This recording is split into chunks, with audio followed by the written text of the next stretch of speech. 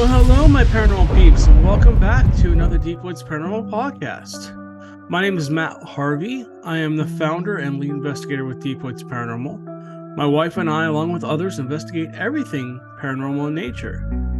Every week, we will discuss everything from creepy haunted locations to ghosts to Bigfoot, UFOs, Dogman, and other cryptid creatures, and explore all things paranormal in nature.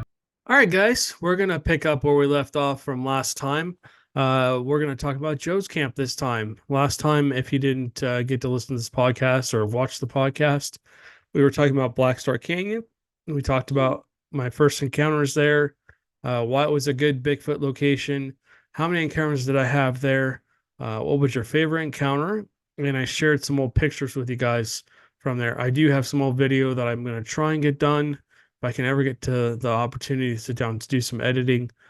I'm so far behind. I've got 300 to 400 hours of video I've got to go through and go through and edit, and also I'm working on the show as well. So, and I might be helping somebody else with another show.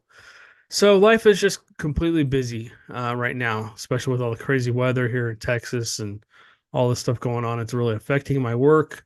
And so like I said, it's just been absolutely crazy. So that's why the podcasts have not been coming out regularly every Friday. So I apologize for that. I'm trying to get ahead right now and get you guys some fun podcasts to listen to. I know we have we have a lot of Bigfoot podcast lovers, so I'm going to try and stick to that topic as much as possible. And I'm going to try and get some of my friends that are also Bigfoot researchers to come on here with us. So anyways, we're going to talk about Joe's camp. We're going to also talk about some of my first encounter there, which was insane. Where I almost walked into a Bigfoot. Actually, that probably was my second encounter, but it's one of my favorite ones. Why it's a good Bigfoot location. How many encounters did I have? And what was your favorite encounter? I just said that, and share some old pictures and some video this time. So let's get into this. Let's see. Let me get into where Joe's camp was. All right, so this one's in Texas. Let me zoom back out. So here's Texas. And yes, I do drop pins for Bigfoot sightings all throughout the United States. I'm sorry, California. I'm missing a lot of my pins. I got a new phone, and for some reason, Google decided not to transfer the pins to my new phone, which also affected a lot of the things, but I'm missing a lot of pins from across the US. So if you're looking at this and you're going, that's not all the Bigfoot reports, you're correct. There's probably tens of thousands of Bigfoot sightings that are not on this map that should be. And this is only the little dots you see are only Bigfoot reports. My main focus has really been on Texas right now because that's basically where we're shooting our show. And that's basically where we're basically trying to focus on. If you don't know, we're doing a show called Exploring the Unknown with Matt and Amanda. And we're kind of traveling through Texas. It isn't only Bigfoots, haunted locations, Dogman, cryptid creatures, maybe river monsters, UFOs, aliens. We're going to be documenting as many places as we can. And I basically scrapped the first attempt at that show. Was not happy with it at all. So we're going to start over, and Amanda and I are going to figure it out this time, and then hopefully have some great results. And I hope you guys really enjoy that show when I'm able to get it done. As a producer, it's extremely hard to do everything by myself, and so it just takes a lot longer to do everything, and having to work a full-time job and do other things, and have a personal life, which I'm not used to, is also very interesting and very fun, but it also takes away from that. So, all right, guys, enough rambling on. I apologize. I do that sometimes. Okay, so let's talk about Joe's. Joe lives in what we consider to be East Texas. If you cut Texas in half, there's a lot more reports to the east and maybe into the middle of Texas, from the coastline all the way up to Oklahoma and Arkansas. Louisiana has a lot of reports. So does Mississippi. I'm sure Alabama does too. I just haven't gotten that many reports from there. And then as you go into West Texas, New Mexico, the Panhandle, Oklahoma, and Arizona and stuff, and Colorado, there aren't as many reports. There are reports. I just probably don't hear about them as much as I do Texas. Okay, so let's get into Texas here. Joe lives up here in the Sabine National Forest. This area is a hot spot for Bigfoots. As you can see, there's a lot of pins dropped here.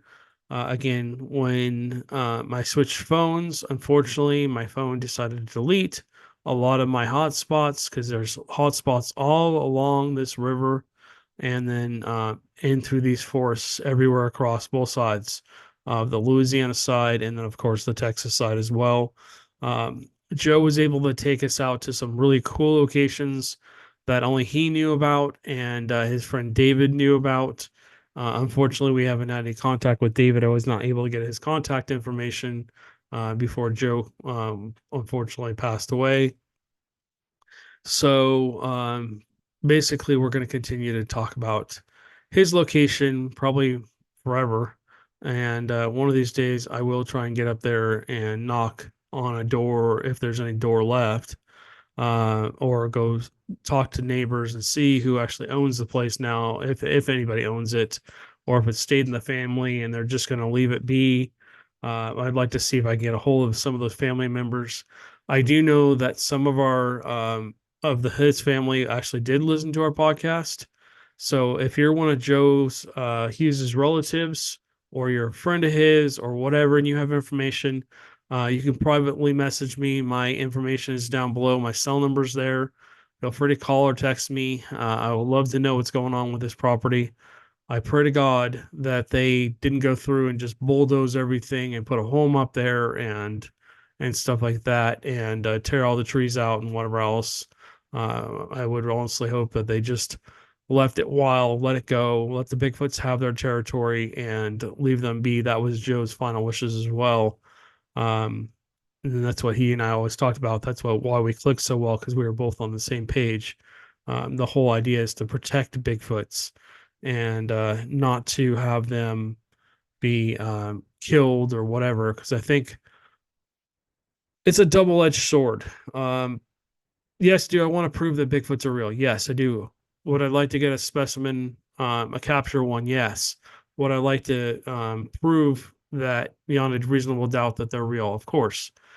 The other side of that is in Texas, it's not legal to kill a Bigfoot. I would have to have a major legal team helping us, wildlife experts, you name it. We would have to have a whole bunch of experts come in and help us with this.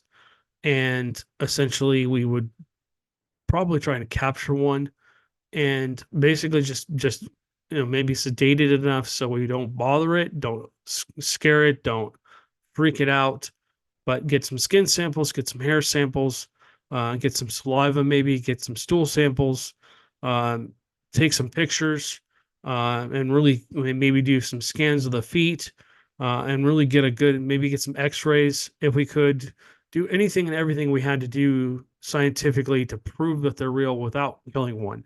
And then carefully and quietly put it back where we found it and leave without a trace, and maybe somehow insert some kind of a tracker into this device, into this entity, and then quietly, without Big Brother or anybody else knowing, monitor it, and then continue to document, be able to use that to document, and maybe do that several times in several places so we can start documenting them and start studying them and really get some real answers to them.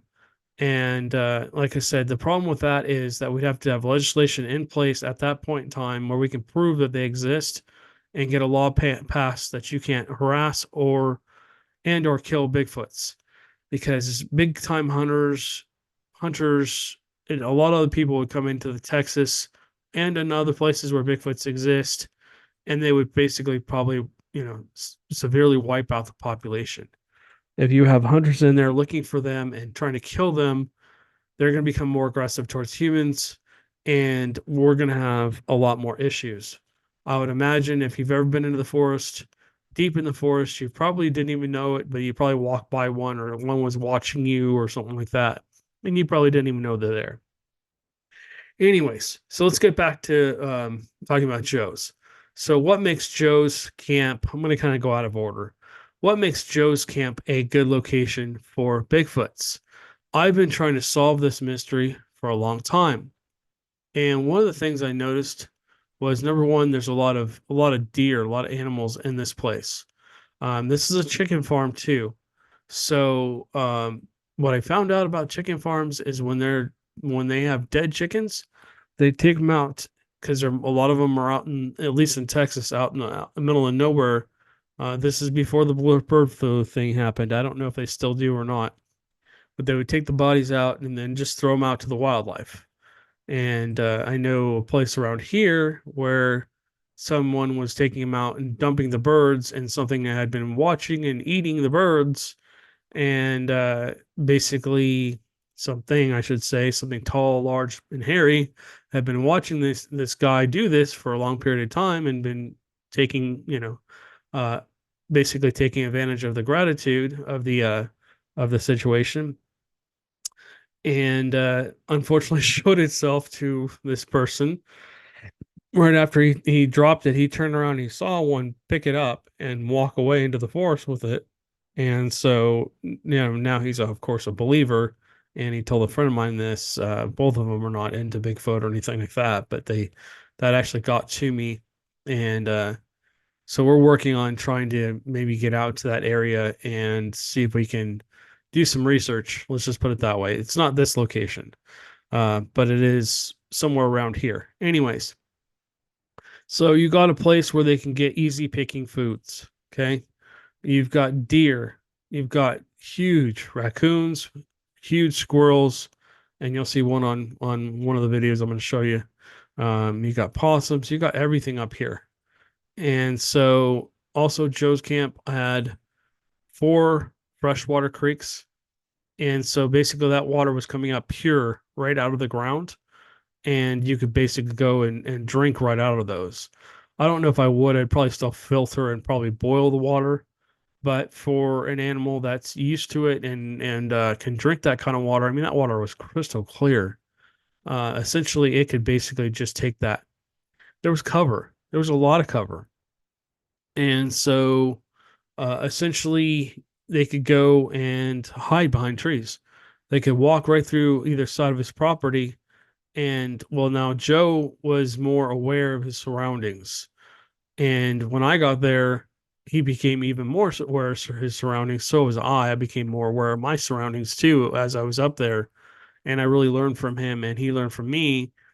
And we started having encounters. Now, I took 6 different people up there, and all 6 of them had different encounters with Bigfoots. One friend of mine, she saw a Bigfoot walk right across the road right in front of Joe's camp.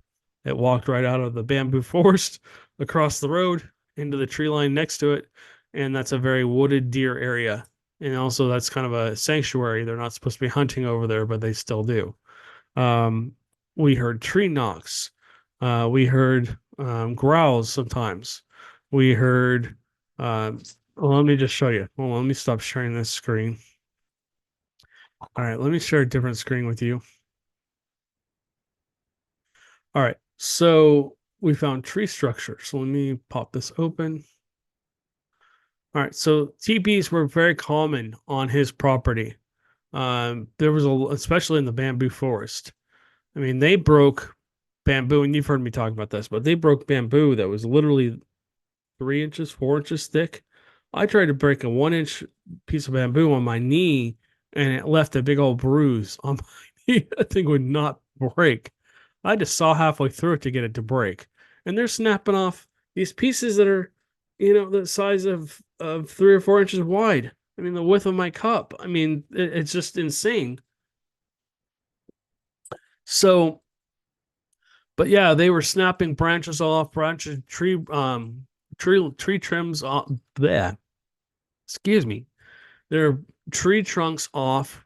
They were snapping large branches and other things, and then they're making these crazy structures. And it was just crazy. Hold on a second. So they would bend trees over in the middle of the night. You haven't lived until you've been up in a location in the middle of the forest where you're sleeping in somebody's RV, and all of a sudden you hear a doom, doom, doom, doom, and then you hear snap. I'm not even getting close to as loud as it was. It snapped like a tree, just like this at the base, just snapping off right over. Insane. And this tree was probably 4, 5, 6 inches wide. Just snapped it off. Brand beautiful tree, very green, very lush. Joe's area gets a lot of rain and very healthy area. So again, that's why he has the springs too. But yeah, they just bent trees over in the middle of the night. We could hear them do it. And then if you've ever heard me talk about the whole reason I went up to Joe's and all the stories he told me when he first called me, I'm like, and I met him off Facebook, I'm like, what? I couldn't believe him. I really honestly didn't believe him. And I'm like, this is way too good to be true. There's just no way that everything he's telling me is true. And you can go back and listen to those accounts.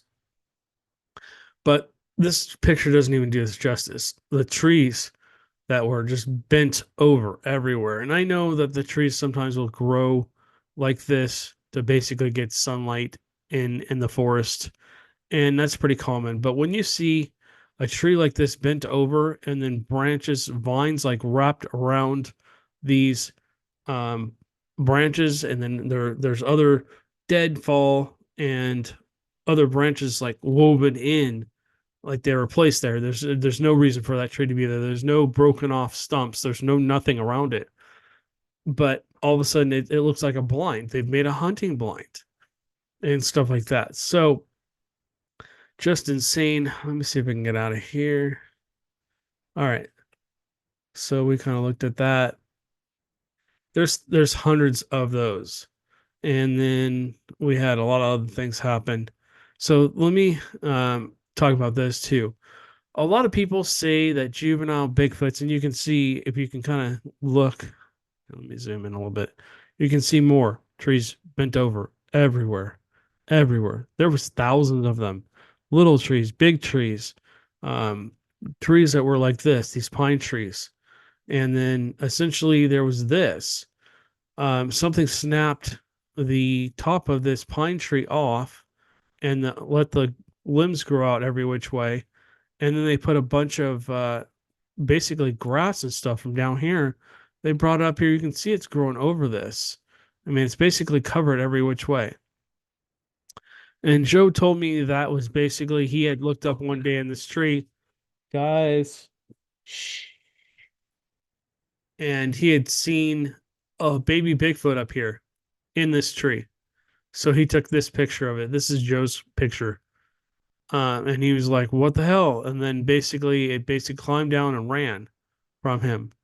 But it got about halfway down and then just basically let go of the tree and ran and stuff. So if you remember me talking about Bastrop, I saw in one of the videos you can see a baby Bigfoot that's probably about, maybe a little bit bigger. Maybe it's a young juvenile. It's up in the tree and it's watching me walk by. Happens really quick. I didn't highlight it. I didn't point any pointers at it. You just have to go back and watch that video. In fact, I want to go back down to Bastrop. Maybe that's another place we'll talk about next time on this podcast. But essentially, yeah, just a place where something had gone up there and kind of made a nest and stuff. Again, more trees bent over. This is basically a trail cam. We have, God, Joe gave me all of his trail cam pictures. We would spend 4 years researching up there. We have almost probably close to 200,000 photos and videos from up there. And about 99.9% of them are nothing. There's nothing there. Recently, a friend of mine on Facebook has been posting some photos, and I'm like, what? And you start looking at them, you're like, wait, there's a Bigfoot in that picture, but it's like way back in the brush, and you have to really have a good eye to see it. And you start zooming in, like, oh my gosh, it's a Bigfoot. And so I started kind of re-looking through Joe's pictures and his trail cams and stuff like that, and I'm like, oh, I missed a ton of stuff. So, yeah, I mean, you can see how wooded this is. And if you're standing 10, 15 feet back, I could be standing here in a complete like yellow or or real bright colored shirt and a whole outfit maybe, and you wouldn't even see me. I could be like whole if unless I had some kind of a way of for you to get my attention or me to get your attention, you wouldn't see me back here if I was standing back in this area. And so yeah, it was just crazy that they did that. Now, here's a video. Let me set this up for you. If you've watched the Joe's Camp, um, if you watched the Joe's Camp video, you've seen me interviewing Joe. This is Joe on the right. You can kind of see his head and his hair. And remember this. See how Joe's hair looks? Okay, so we're going to show you some trap cams later. And if you're on the audio podcast or listening to the audio podcast on YouTube here or Rumble, you're welcome to come over to our YouTube or Rumble page, and the video podcast will probably be out either a day after this or whatever, but it'll be out. So what I want you guys to look for is right here, around here, and I circled it. You'll see a Bigfoot, maybe it's up here. A Bigfoot actually comes out of the forest and is standing there watching to see what we're doing. So watch this video. So it blurs out a little bit, and then I realize we're being watched. There's a Bigfoot standing right there. Yeah. So it's hard to see. Yeah, there's a Bigfoot standing right. But it's standing right here. You can kind of see the face if I stop making it blurry. It's really hard to see, but there's a huge Bigfoot standing right here. You can see where they bent the trees over the night before. This happened the night before I did this video. You can see all the tree bends and everything. This is their area that they like to kind of hang out in. You can see a darker figure here. You can kind of see a darker figure through the trees here. I think this is just a tree, but they're everywhere. I mean, if you look over here, there's something here. Sorry, my eye's doing something weird, but it stands there and then it moves. I can see it. Block. It's just peeking around the corner. And then you see the squirrel. And you can see how big that squirrel is. That thing's huge. It's about the size of a cat. That is totally big. So I can see the head. Sorry, I'm getting text from work. I can see the legs. It's just standing there with his head. Oh, it just moved his head a little bit. But it's pretty much in this clearing here. It's just standing there looking at us. And I can kind of see something here too. You can kind of see some eyes looking through. You can see the eye and the eye. And it's got its head kind of tilted like this, but it's opposite. You can see two red eyes. One red eye here, one red eye here. That thing is tall.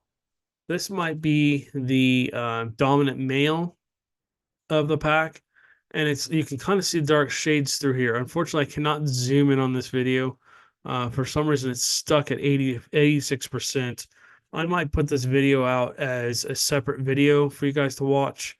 I'll try and fix this. I'll try and zoom in a little bit and see if I can see it a little bit better, and maybe somebody with better technology can take a look at it as well and just see what they see, and either confirm it is or isn't. I'm not saying 100% this is, but there's something standing here. You can actually see the eyes right here. Look at that, red eye, and they're just standing there. I wish I could zoom in on that because we might be able to see a head. But this thing's tall. I mean, top of my head was under this thing when I walked under here. These loops here look a lot shorter than they actually are. This loop is probably about 14, 15 feet. I wish I would have measured it. I didn't even think to do that. Now I wish I would have. But anyways, we're going to move on. So here's some trail cam photos. You can see there's actually a deer here. The whole reason I'm showing you this is just to show you how almost transparent that deer kind of looks. You can almost see the tree through the deer because it's moving as the picture is being taken. Even though this is a very high-end 18 megapixel camera, it still is very quick. You can see the walking path through here. This is a path that they would take a lot. There were no actual tree pins through this area, which is interesting. I think this was an area that they would walk through, but you could see the downed tree here. And essentially, anytime we would go walking up here, there would always be some kind of obstacle, like this branch would be laid between these trees here and then pushed across here. almost like a barrier, like you're not supposed to go through here. And it was hilarious. It just made us laugh because these Bigfoots have these personalities that it's like, nope, this is a no-go zone. Please don't come through here. This is my territory. I am, or they would take a vine if there's a vine over here and they'd put it across, or they take a big log and lay it across the path. And it's like, nope, you're not supposed to come through here. And I noticed that the more I tried to walk through these areas, the more that was happening. Here's a dead deer carcass. Again, I talked about this a while ago. We found this fresh deer kill. Again, there's no legs on this deer. And we basically found this about 20, 30 feet up the path. About an hour or two after we first found it, it had been moved. We didn't hear anything, didn't see anything, but it got moved, which was interesting. Again, another trail cam picture. Can't remember exactly what set this off. I think there's a deer in this picture somewhere. I think it's right there, actually. Maybe not. There's a deer in here somewhere. And again, if you can find it, that's cool, but very hard to find them in this picture. They blend in so well. And that just goes to show you how well Bigfoots also are able to blend in. Here's Joe's hand. Here's a footprint. You can see how big this is. This is not did not make it into the show. So I'm trying to show you guys some things that didn't come into the show because you guys have never seen this before. But you can see how large this footprint is. I have big hands. Joe's hands were at least as big as mine, if not bigger. And I mean, the palm of his hand, with his fingers spread out like they are, I'm going to use the same hand he did, wouldn't even fill this hole here, this gap where the heel was. And this one, this footprint, I think he measured it at 18 inches. We found one that was 24 inches. I was just shocked. It was right directly in mud. And unfortunately, it was wet. And I mean, it was just in a really bad spot. And we tried to get some of the water out, and it just kept draining back in, and it ruined the print. So we couldn't cast it. That would have been a perfect cast because you had the toe prints, you had the heel print. You could see where the mid dorsal break was right in the middle. As you can kind of see here, there's like a mid dorsal break. You can see how the heel went in, and then there was like a little bit of a cup in the middle of the foot, and then you can see the balls of the feet, and you can kind of see where the toes dug into some of the old pine needles and stuff. There's not much dirt. I mean, the first top 3 or 4 inches of stuff on the ground at Joe's camp was mainly deadfall. So it was I would say it's almost like spongy. So it absorbed a lot of the impact that they were making, which also gave them advantage. But when it rained a lot, there was no choice. It does give way. There is some soil underneath that was pretty hard to compact. And then basically it left this footprint.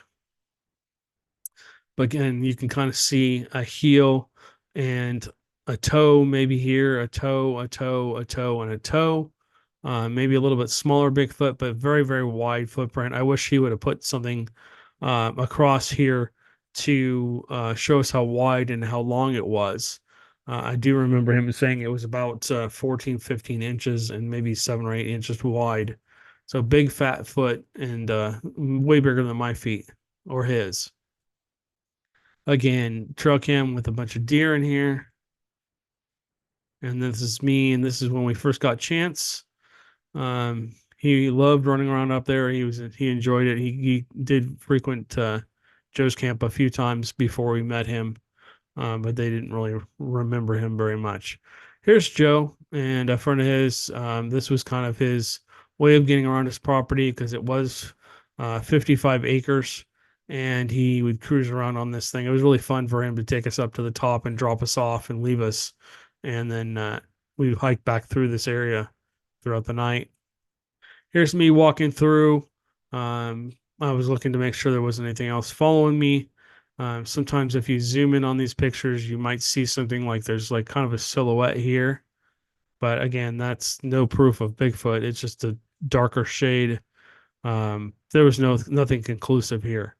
So very thick, very overgrown and stuff. But yeah. And then let me go into this trap cam photos. We got a lot of trap cam photos of this location. I'm not kind of talk doing this backwards from last time, but I'll talk about everything in just a minute here. So I'm going to show you a real quick video here. This is really quick. You're gonna let me play this again. Let me pause it. Let me move this over. Let me make it bigger. All right, watch right here. Again, this is not my photo or video. This is Joe's, and I have a slower motion video. There's a Bigfoot standing literally right here. So let me play this. It happens in a split second. He only got a second of it. Okay, so you've seen that video. You've seen how quick it happened.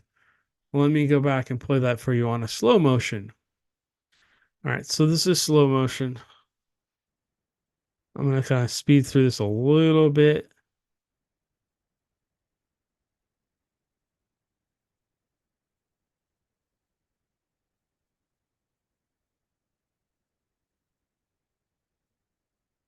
Okay, now you see him move his hand out of the way. There's something standing right here. And again, for some reason, I cannot zoom in on this. But there's a Bigfoot standing right here, just standing right behind that tree. You can see an arm, like a head, and you can kind of see a leg sticking out, a hairy leg, and another leg kind of back in the background. Sorry, I bumped you guys again.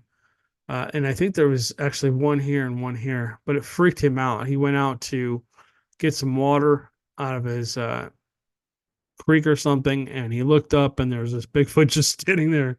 So he quickly grabbed his cell phone and tried to get a quick recording. And as soon as he saw them and they saw him with the phone, they ran. So they just disappeared. But you can kind of see, now you can see a little bit bigger. You can see the arm, and it's just kind of standing there. Head, it's kind of glancing around a tree at him. There's a tree here. It's glancing around a tree at him, trying to probably look like a tree. And again, this is in slow motion, so it's not the greatest video. Unfortunately, Joe was not very technological, and his phone that he had was not very good. Didn't have a great camera, but he does try and pan back up. So right here, you can see it just standing right here. That's actually probably the best frame. You can see it standing right here. You can see the arm. You can see kind of a leg. You can see the body. You can't quite see the head, but it's standing here. You can see the leg, and you can see how it's crotch.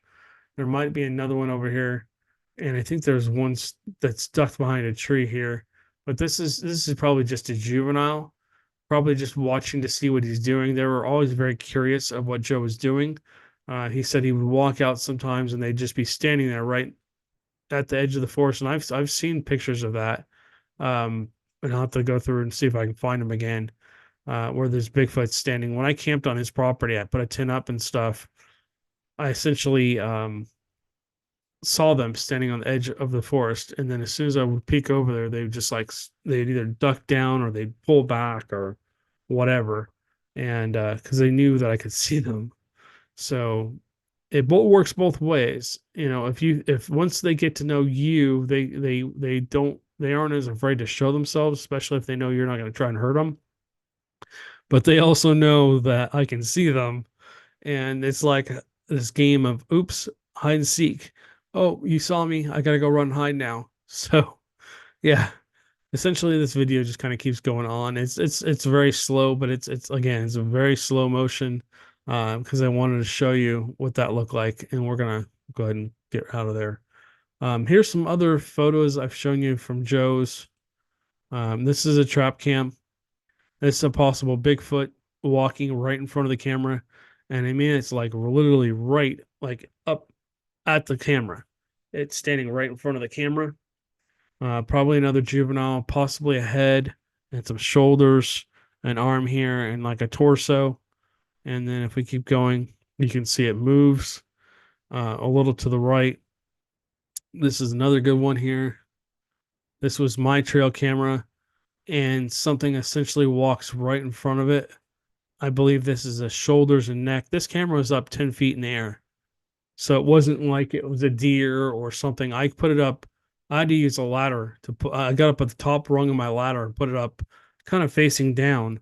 So I think this is something walking by. So imagine this is it. The top of the camera was around 10 feet. So what you're seeing is probably from about just about the chin up, maybe, from the chin down, maybe. Basically, if you took my hat off or my took my from my nose down, that's pretty much what you're seeing. But you're seeing the back. If I was turned the other way, that's basically what you're seeing.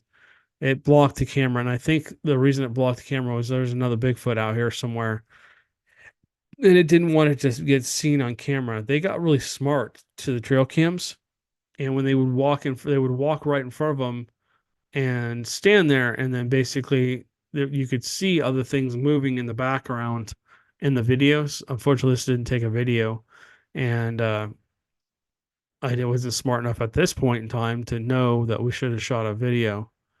But anyway, so moving on. Already seen this. Here's another video of something walking right in front of the camera. Again, I do believe this possibly is a Bigfoot. I know I wasn't anywhere near this camera. I wish I would have had a um, video for this, but there's no video, just this.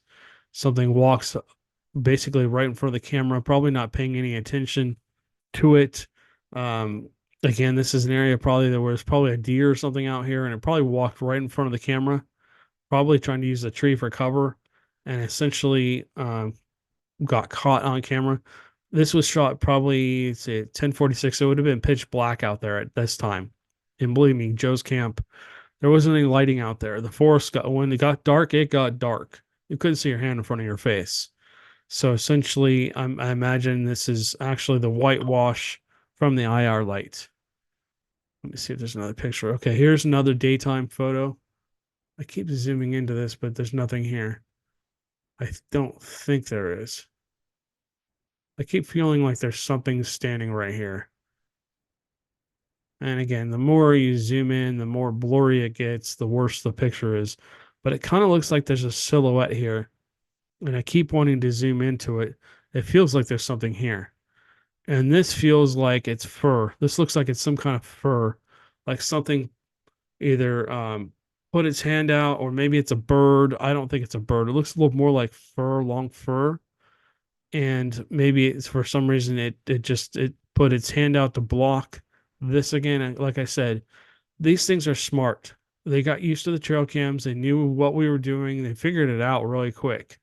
And so they would try and put things in. I found things literally like in front of the camera. One time I found a couple of sticks going like this in front of the lens of the camera. Somebody had put them in there, and there was trail cams everywhere, but the other trail cams for some reason didn't go off.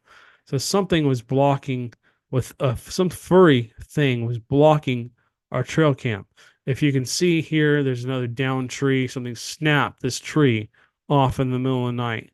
It didn't happen right then, but anyways, again, there's another probably 100,000 of these videos and pictures that I got to go back through now. More work to be done to just make sure I didn't miss anything. You can see the looped trees in the background. They were everywhere on his property. And so yeah, just not sure. I can't say this is Bigfoot. Can't say any of this is Bigfoot, but it's interesting. It's very interesting. And I think it was almost like a game to them. All right, let me stop sharing my screen. All right. So now you guys can see me again.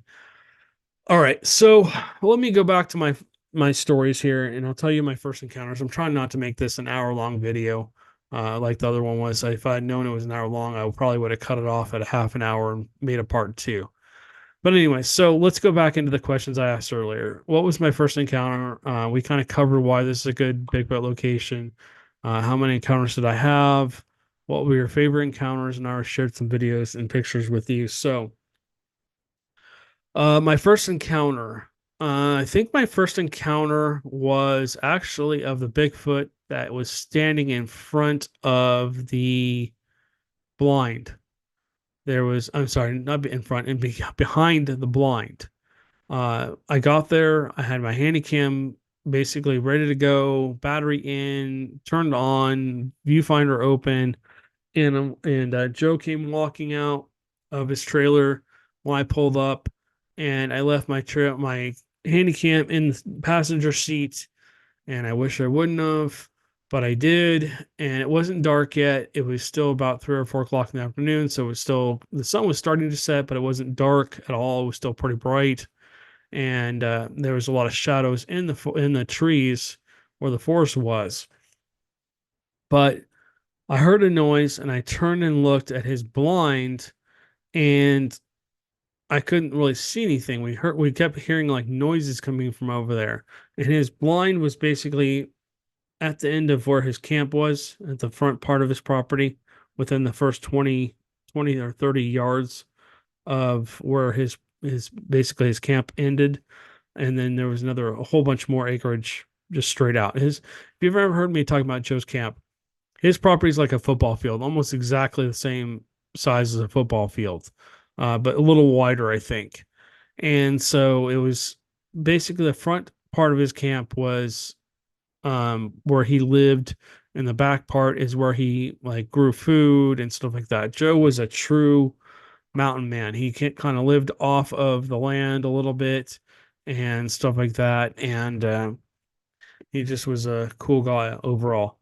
But so he would hunt on his property from time to time. He would shoot deer, and people would come on, and basically his family would come on and get a deer every once in a while. And so he had a blind that was we had just worked on it the previous time I was there, and I had not seen anything. I'd heard a lot of stuff and experienced some eye shine and stuff, but I'd never actually seen anything on his property. And so we had worked on the blind, and I knew the exact measurements because we cut some wood for it. The top of his blind was about 7 or 8 feet. I think it was around 8 feet off the ground. And then basically there was a very wide, had to be about a 3 foot radius tree. So it was about 3 feet wide pine tree. Beautiful pine tree. Had to be pushing at least, it was over 100 feet tall. And so essentially, there was the pine tree and his blind, and then a road behind it. And then you had the forest on either side of the road, real thick forest, right? Like if you went out in the woods. So all of a sudden, we just were standing there and I'm like, wait, what is that? And we're both looking at it. And we're going, okay, between where the top of his blind is, and there's some branches about 3 or 4 feet up above that, around the 8 or 9 foot mark. There's where the tree branches kind of come out, and then it gets real thick above that, right? If you've ever seen a pine tree, you know they kind of grow out straight out. The branches, a lot of the branches go straight out. Anyways, so a couple feet above that, all of a sudden you see these branches start to get pushed down, and something kind of bends down like this, and you can see the shoulders and the head kind of peeking down, and we just see this huge thing standing there looking at us. Now, where that road goes, it actually goes down a couple of feet as it goes. It goes down and then forms a ravine, and then comes back up. And he has a bridge over there, or had a bridge over there, to allow the water to go through. Because when he gets rain, it essentially floods over there.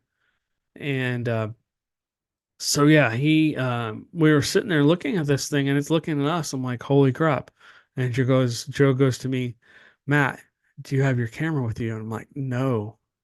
I'm like, and I just knew as soon as I went to go grab the camera, this thing would disappear, right? And that's exactly what happened. I ran over real quick. We're only 3 or 4 steps away from the car. And as soon as I ran over, got the camera, hit the record button, I looked back over, it was gone. Didn't make any noise, just walked into the woods and disappeared. And so I was like, damn it. I mean, these things could be standing there. It didn't matter how big they were. They could be standing there, and you could be looking into the forest and you would not see them. They just look like trees. They were very good at looking like trees. And I had a lot of encounters with them where they just look like trees. So I'm pretty sure that was my first encounter. Um, what was my favorite encounter? So my favorite encounter was when later on that night, he and I went into if you went to the left of his property, he had his trailer here. He had actually 3 trailers. He had one here, one in the middle, kind of like a U-shaped. And then he had another one here on the left side. And on the left side, he had forest, but he also had a lot of bamboo. He had been growing bamboo to try and sell and use it for other things. And he actually did use it for some construction on his property. But that bamboo forest was about 5 or 6 years old, and it had taken over a good portion of the left side of his property. And that area was very sandy, very sandy. Like if you went to the beach and you kind of put your fingers through the sand, it was kind of like that on top of the deadfall. There wasn't a lot of deadfall over there because there wasn't a lot of regular trees. So they were kind of mixed in, but the pine was the main, not the pine, the bamboo was the main thing. Sorry, my phone's going crazy over there. So anyways, we start walking in there, and as we're going, it gets darker and darker and darker. And you couldn't see your hand in front of your face. It was probably about only like 8 or 9 o'clock. It had to be 90 plus degrees out, and it was like 100% humidity. It was just, we were just melting. I mean, we were literally just dripping sweat. And so we're walking through, and as we were walking through, I hear a snap, and we both stopped and we're like, okay, what the hell was that? And then we heard like movement. And I'm like, okay, I don't know what that is. And I have that little Sony Handycam with a little 1 inch by 1 inch viewfinder, and that's what I'm using to see, right? Because I can't see my hand in front of my face. I didn't want to turn a flashlight on because I didn't want them to be able to see us coming or scare anything away. So we're going really slow. We're just taking one step and then another step and stopping and listening and trying to observe what's going around, with the camera. And so we got into that piney area, the bamboo area, and there's these where the sand is, it had been dug out, almost like giant bathtubs. It was probably 2 or 3 feet wide and probably, I would have to say, at least 10, 12 feet long. Where there was just like if you went to the beach and you kind of made a big, like a bathtub almost. But these long, skinny bathtubs, I think we walked in on them where they were sleeping because there was this commotion. And all of a sudden, you just see what looks like a bunch of giant dogs hightailing out of his property across the way onto the road next door. And now, mind you, there are homes over there, but there's nobody over there. There's a lot of old abandoned structures and stuff like that. And stuff like that. I apologize for my phone. It's really distracting me. But as we're walking through, I had turned and walked a little bit to the right because I heard a noise. I heard like a tree branch snap. So I was trying to figure out where that was coming from. And I was walking straight ahead. Again, I couldn't see my hand in front of my face. I was just using this little viewfinder to try and find my way around. And I'm kind of winding my way through trees and trying not to step in giant holes and stuff like that. And all of a sudden, and Joe's right next behind me, kind of like his hand on my shoulder to make sure he didn't step in anything or break a leg or anything. And you hear this guttural growl. And I just stopped in my tracks. And I wish I wouldn't have done this, but I panned my camera to the right and then panned back to the left to see what the heck was going on, to see if I could see anything. And I went way too fast. Mistakes made, lessons learned. And as I panned to the right and I slowed it down, you can kind of see what looks like a big hairy stomach. And that's at my head level because I had the camera way up here. I had it up at my eye level. So I'm 6'2". So imagine a stomach up about 6 feet high. Like the lower stomach, like the belly button area. So add another, 3 or 4 feet to that. That thing was pushing at least 10, 11, 12 feet tall. And I'm pretty sure it was one of the males, and it was protecting probably a bunch of females, more than likely. And they all took off, and it basically, I almost walked into this thing. I mean, I literally almost walked into this thing. And so I didn't even know what happened until I went back and reviewed the footage. But it makes sense now. It's like, okay, I don't know what that thing would have done if I walked right into its stomach. That would have been, I don't know. That would have been, I don't know who would have been more scared, it or me, or I don't know what would have happened. I don't know if it would have just turned and walked away or what would have happened. But who knows? I mean, that was both extremely scary and thrilling and exhilarating and a whole lot of things all at once. And I really wish I would, if I had known it was there, I would have grabbed up and reached up and grabbed a chunk of hair and ran if I could. I don't think that would have gone so well, but anyways, that was probably my one of my favorite encounters out there with them. If you've watched basically Joe's camp, you've seen a lot of stuff on that. How many encounters do we have out there? Oh my gosh. So when I say encounter, I mean, I heard something, saw something.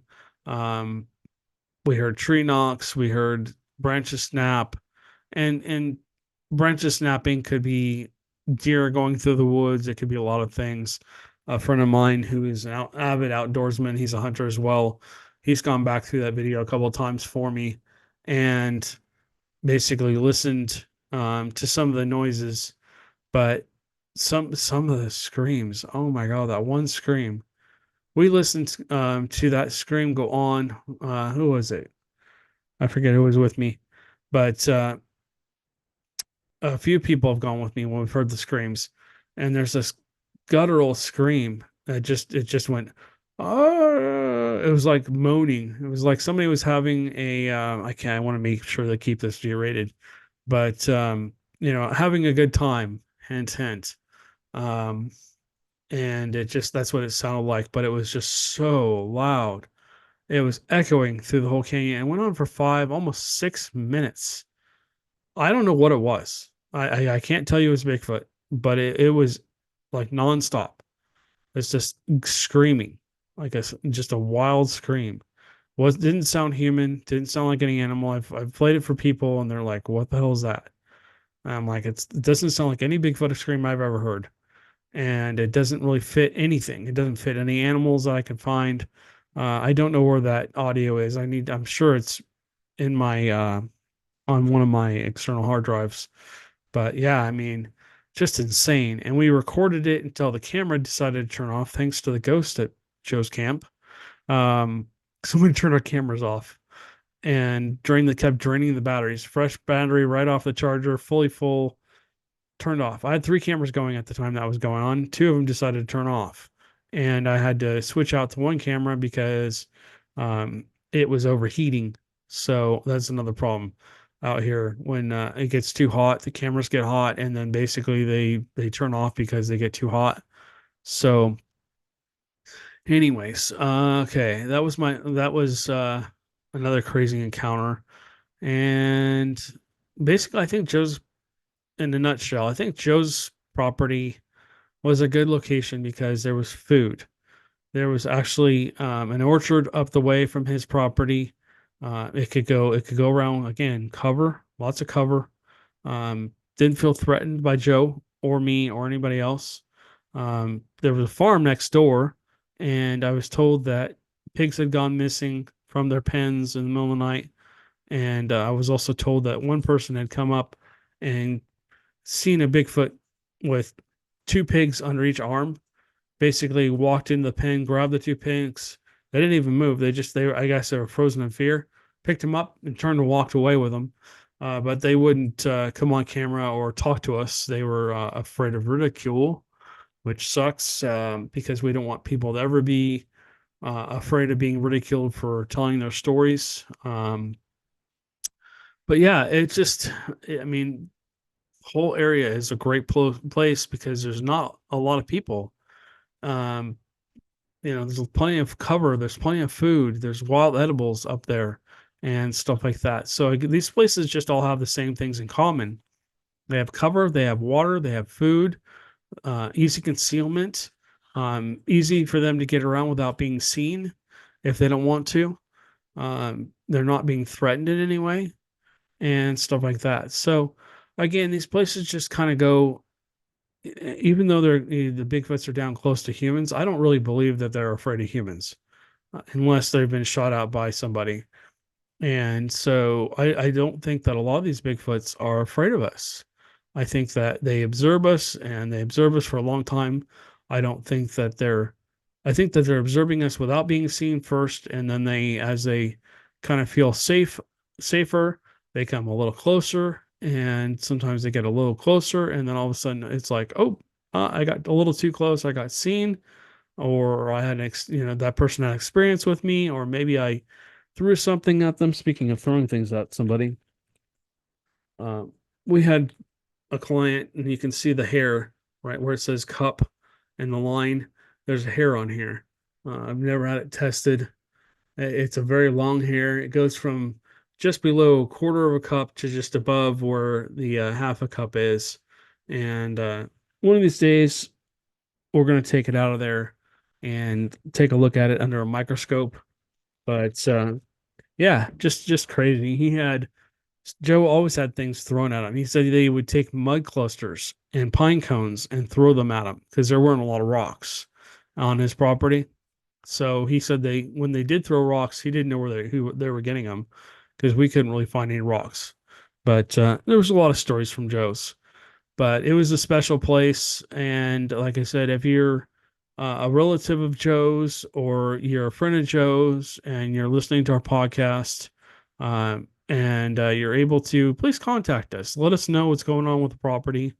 Again, I'm really hoping that they've just left it alone and they haven't sold it and they're letting it just be, and that the Bigfoots are thriving there without being disturbed and stuff like that. So, anyways, that's my work. I got to go, guys. You have a good one, and we will catch you on the next one.